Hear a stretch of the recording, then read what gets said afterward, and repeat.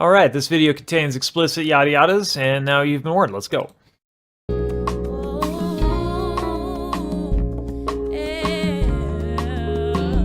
Oh, like already. Okay, cool. Wow. Alright. So this is something that, like, I stress a lot, right? I stress runs don't matter. Runs are not impressive. If you're trying to write music and make music and you do a bunch of runs and you don't put musical emphasis in it, all you're doing is you're impressing people who are learning to sing. This is a really small audience, and so you shouldn't go about making music that way. You should be going about making music in a way that speaks to people. And so how do we make runs musical? We give them rhythmic emphasis, right? And this is really cool what she's doing, like, already. Like, let's listen to the rhythm and listen to how she uses dynamics to emphasize certain notes. It's really cool. Right? And that's hard. It's hard to do that because when we're doing runs, we have to be really gentle in order for the voice to be light enough to move around, right? Literally, the folds have to be thin, very thin. We have to use very little air. So to have dynamics in a run is difficult, but that's what makes it musical. So, like, learn how to do it, just like Ari Lennox. But you keep calling me out. And then the other thing to listen to here that is really enjoyable, her use of consonants. To go back, like the K sounds, like in beatboxing, actually, like K is used as a snare sound, like, you know. So listen to how she uses her CH and K sound. I don't wanna waste your time. Yeah. That's awesome. Her tone is really, really brassy. And I suspect it's there's a little bit of what's called the aryepiglottic sphincter. That's a sphincter in your throat that you can contract. It's used a lot, particularly like in folk music, metal, and it's used a lot in opera. And it gives you this bit of twang, and there's other advantages to it. So if I do like I don't know, like some home on the rain, like that kind of thing, and that doesn't sound pleasant to a lot of people at first until you realize, like, the reason why folk singers do that is they usually perform without microphones and they have guitars and they have an audience to project over, right? In opera, it's used to cut over the orchestra. Here, she's using it to get a little sass, but also it helps with highs, and it does also help with runs. So as a tone color, it's kind of this option, but also it can help with other things technically. I won't get into like how to train AES right now, but it's just cool. Like, we've gone from like her, we've gone from Jasmine Sullivan and Chloe and Halle, wherever, like, those three artists in a lot of ways were trying to round out the sound and trying to make it like warm, and Ari is bucking that entirely. And it just goes to show you, like, be your own artist because there's so many options. Just find the stuff that works for you that you like.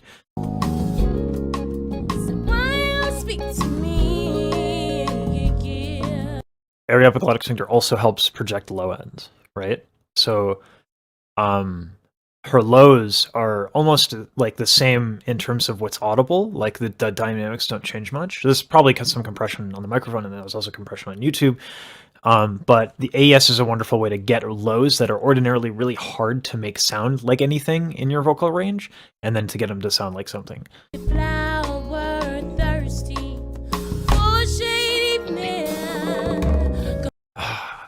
Okay, like, I swear, there's a lot here.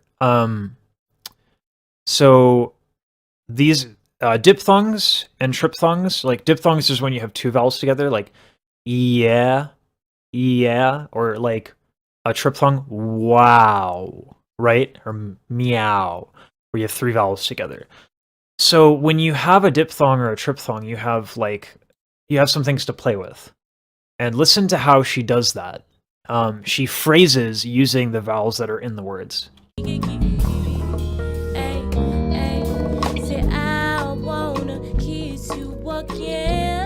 That has rhythm to it. I want, like, you know what I mean? Like, it's like, it's, ooh, I doubt she's like consciously making this decision like, I have a diphthong, I will phrase this. I think that probably what's more realistic is that she's just really internalized the rhythm of this tune, and she's like literally moving to it, right? And so she's probably just like translating everything and focusing on this rhythmic beat pattern that's happening, and then as a result a lot of these things are happening. But it's really cool to notice like after the fact to be like, wow, that diphthong was literally in time, her vowels are changing in time, and she's using it even to create dynamics. So that's really, really interesting, and something we can as artists like really push ourselves to care about these details and to bring life into the music with these details. So why you speak to me? This is something that I would like to see more from people who do runs. So run, like, I understand that like there's runs, there's scatting, and all this other stuff, but I don't see why we can't like blend them. Like, we don't have to follow, like, we don't have to just scatter, we don't have to just run. Like, we can put consonants in the runs, and we can also put diphthongs in the runs. Like, and it makes it more interesting instead of just like oohs everywhere. We have a lot more options to work with than just like the ooh vowel and trying to hit a lot of notes, right? And the way she's using again, diphthongs and rhythm, right? Like, it's really, really cool. And I don't know, I haven't heard a lot of this, so I think it's pretty distinct, right? It makes her sound more interesting and more specific. I got something for you.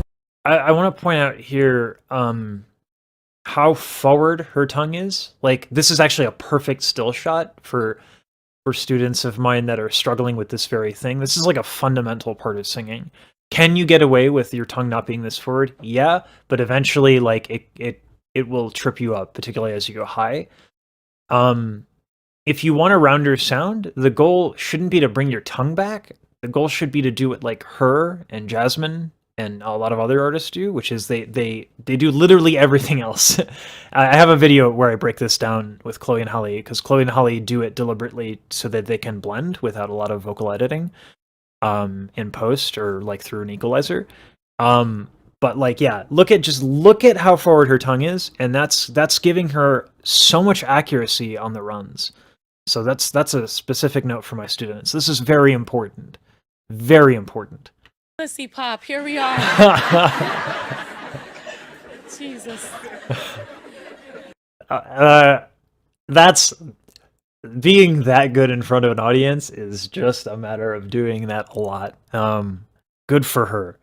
I'm envious of that. That's experience right there, to just be that comfortable to throw around jokes like that, like off the cuff. Which is probably just, I don't know how long Ari's been performing. I imagine it's a very long time. Oh, will you promise, baby? Won't you make a promise that I'm gonna be your wife? I want to point out something she's doing here. So her P's and B's, I said that the K, and like in the last song, the K, right? In beatboxing, we use it as a snare, right? The P and B, that's usually the kick drum in beatboxing, right? So listen to how, particularly when it's like the name of the song, how she's using P's and B's to give emphasis rhythmically. This is incredible songwriting, right? Like, she's putting consonants on the important, the really plosive consonants, which they're called, right? B's and P's. She's putting them on the beats that matter. Like, that's pretty cool, I think. Like, that's really cool. Treat you how you should. Hey. And she's doing that incredibly in time. The drummer's not even like really in yet, right? Like, the guitar player is doing a good job of keeping time, but it's not like Ari is lost at any point. She internalizing rhythm is huge. This is a part of music, and it's something that as singers we ignore, and we really can't. Put on a metronome, get a drum machine, do something, work on rapping, work on beatboxing, work on your rhythm. Because when you can make music more interesting with that element, it's really powerful. And like I'm watching this and I'm looking at my practice session today and I'm like, okay, well I need to work on rhythm. So use this as inspiration. This is a wonderful artist doing wonderful things with just rhythm, right? It's really cool. She treats you how you should. And that wonderful thing on the top with that tone color, that's AES for sure. I want to also point out like the fricative consonants, f and v. The way she's using that too, like S's and F's give a lot of white noise, and so they're actually quite loud in the microphone. Sometimes S's are actually unpleasantly loud, but F is something you can use. It's just, it covers a wide frequencies range, so it just like really pops in a mix, and she's using that, right? Like I think we focus on vowels a lot in singing, and we should, but holy crap, when you're really in the details and in the weeds of consonants, like it's kind of amazing what she's giving through that, and tons of different examples.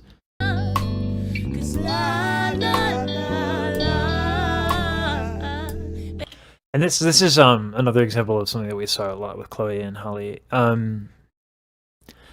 Notice that the guy, round lips, more of a neutral tone.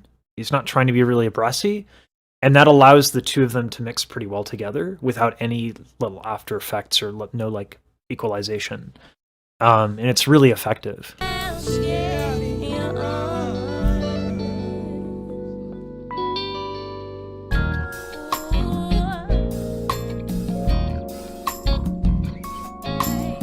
This is like, I'm gonna call myself out on here. Like what she's doing right now with the audience, like, man, I just need to go perform more. And there's no excuses, right? Like there's Instagram, there's TikTok, there's a bunch of live platforms where we can all perform. And this level of stage comfort, like, you gotta face your fears and get up on stage, and it's hard. But like when you do, like, look at how the gift like of humor and the gift of like being able to talk between songs, that's something you give to the audience, right? Like it's a good time. That's the job. We're entertainers. We make people forget about things like COVID-19. Like, and I know that's like not a fun thing to talk about and think about, but like, you know, we have a responsibility as entertainers, and I think a lot of people run into a problem where they're not very successful in what they want to do because they don't do stuff, like they don't work on like this stuff, right? We all work on our songs, and then we're like, well, this song's about and I hope you like it, right? Like, and how many times do we do that? Like way too often, right? This is incredibly generous, and a wonderful and smart thing to do. And we all need to be doing it. We all need to be working on it. So this is like humbling in a lot of ways. In the hot water, I said, hot my woo-ha in the sky. Man, like going from triplets to 16th notes to like altering. Cause nobody here to judge my life. Hey. See the dishes in the sink. Do some cartwheels, cause my furniture it can't stand the shipping thing. So I just gotta. And then, you know, this is a way of playing with tone that we've been hearing a lot of this brassiness, right? And so what does she do to give us even more variety, right? She's in her low, right? And this is like, look at how pursed her lips are, and I would even say that they're deliberately pursed here, right? And the tone difference is actually tremendous. Comparably, like she just lets go of her AES. She like, man, this is even cool right here, right? So she purses it deliberately. Now they're just relaxed, and you hear the difference. Like, and this is the thing. This is why singing is so darn interesting, right? We do all of these little things, literally like millimeters of movement of the lips changes the sound pretty dramatically, and she uses that. Like, is that not like one of the coolest things ever, right? I think it's awesome. And everything stays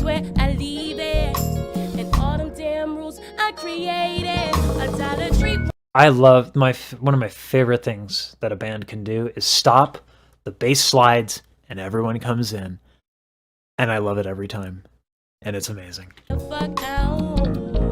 Hey.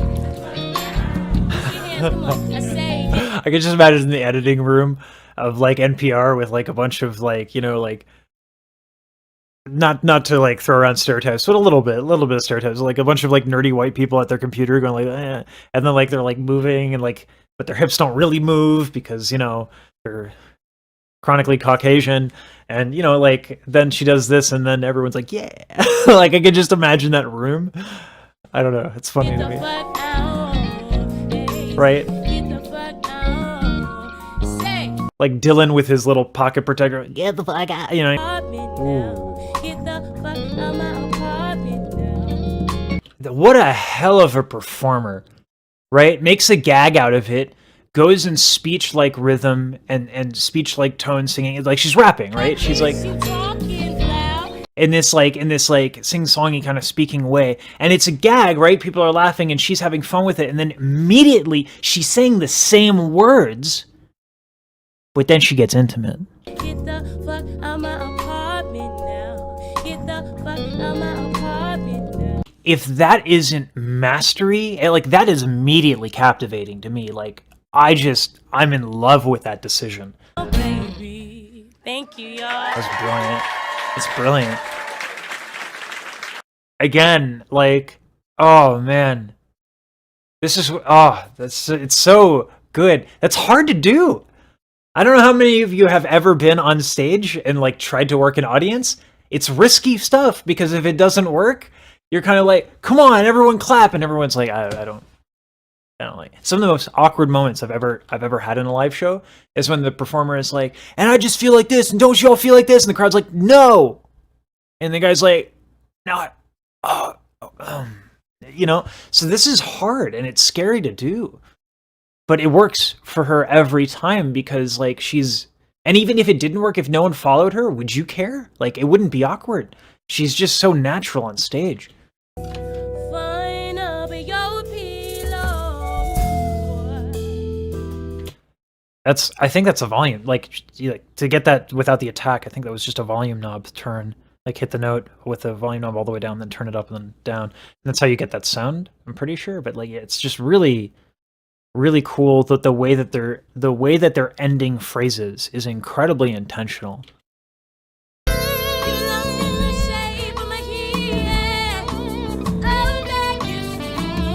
Oh, come on, that's so cool. That guitar player is so sick, and like she's not like she's not broadcasting it. She's like right there with Ari.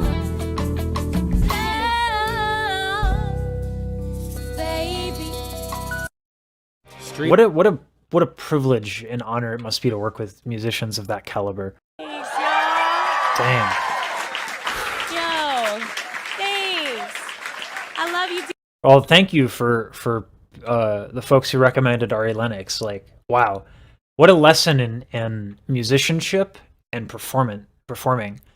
And of course, great singing, right? But like she's like a queen of flavor. Like there's just so much there, right? It was really great. I appreciate that. This is really motivating.